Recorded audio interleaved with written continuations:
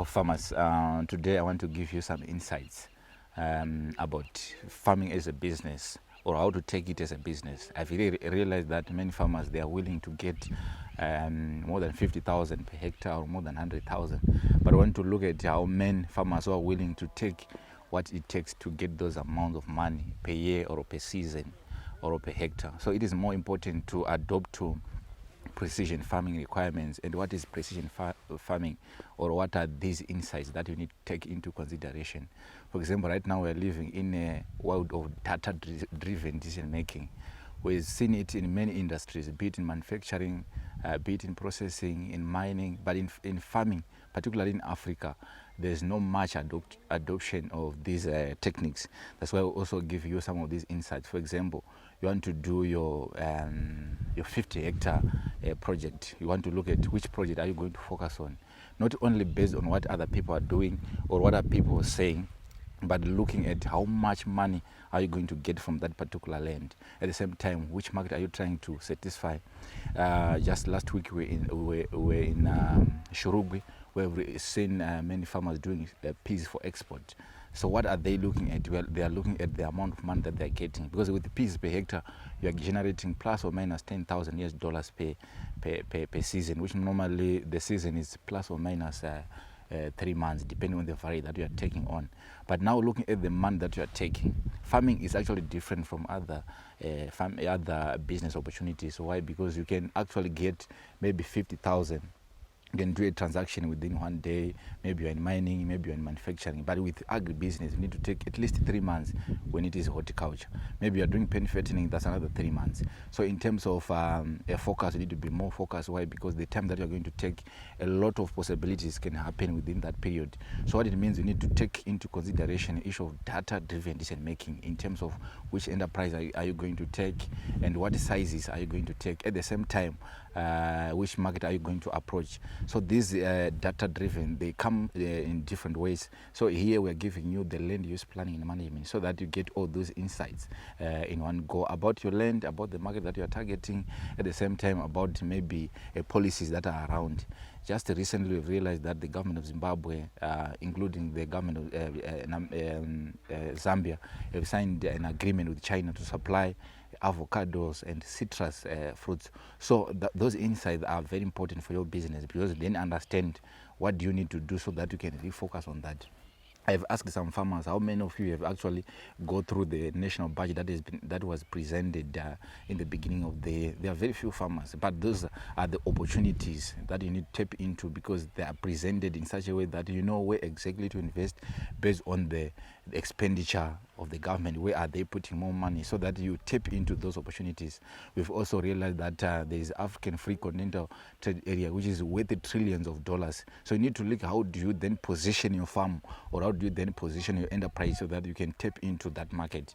Because what is more important is to approach a bigger market, other than just focusing on cabbage, focusing on carrots, and you're only trying to satisfy the Mpare market, which is also good because it gives you the cash flow, which is more important on the farm.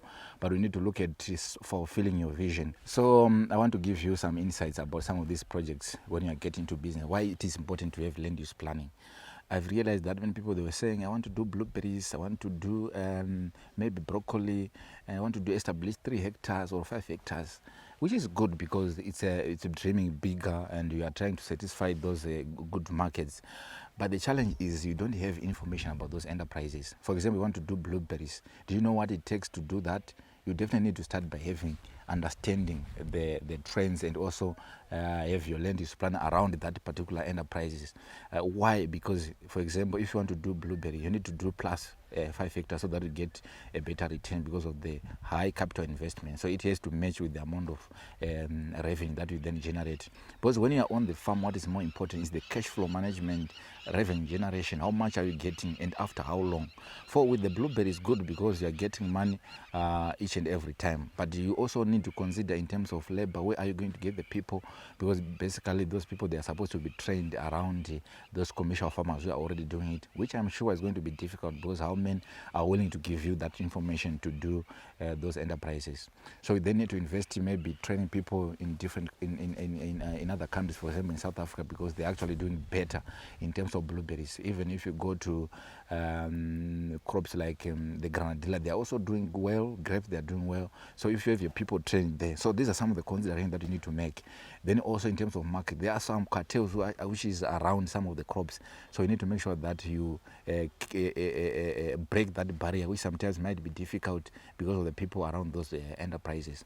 But these are the important crops that you also need to consider. So sometimes we ended up focusing on the crops that we normally do, which is cabbage, tomato. But still, if you are focusing on those crops, you need also to understand the trends of the market and you understand the market dynamics, so that when you get into it, you don't have problems. Like just 2 months ago, we've seen that the cabbage was actually paying much more better. Get maybe 50 cents to 75 cents per head, depending on the size. But now we are getting into winter season. Everyone is now establishing those winter crops, and 1 month later, we are going to see the price going to fall to maybe $1 for 4, $1 for 5. But those farmers who are successful are able to apply those management principles that are key. They're going to get more revenue because they understand that if you are not able to control the market, you will be able to control the management, which means you produce more with less. At the same time, you're producing the good quality. So in terms of the market, you are able to control. Because what is more important is to focus on things that we can control. Then on the other things that we can't control, we just left it as it is. Maybe by focusing on the management side, which we are able to control. Then also timing in terms of putting your enterprise in, timing in terms of putting your pen fattening. I've seen it even in dairy farming. I've seen it in pen fattening.